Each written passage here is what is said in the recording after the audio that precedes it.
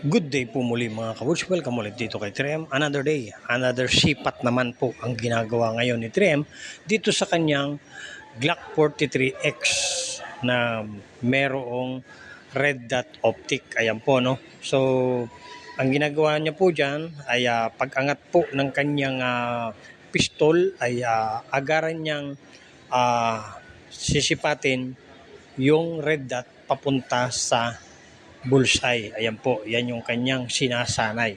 Doon po sa nakita niyo mga previous na videos ni 3M ay yan po yung ginagawa niyang pagdadry fire.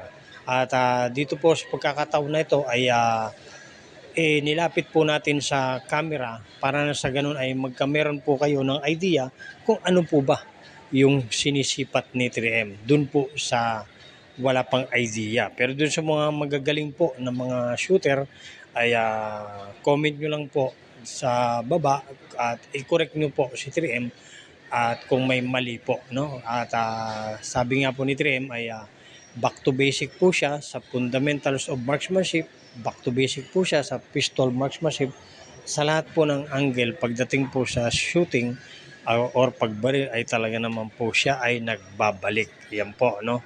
At hindi naman po niya ibig sabihin babalik bilang pagiging shooter, pero dangan lang po ang kanyang adikain lang po dito ay ma-share po, bahagi ang kanyang mga nalalaman. Ayan po. At dahil nga po bago yung kanyang G43X, sinasanay naman niya po yung kanyang sarili dito sa pagsipat dahil nasanay po siya doon sa iron sight na gamit ay 1911.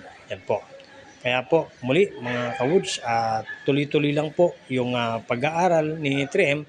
Sabi nga po doon sa isang kataga ni 3M na there is no age to stop learning. Ano po, ano? So yan po.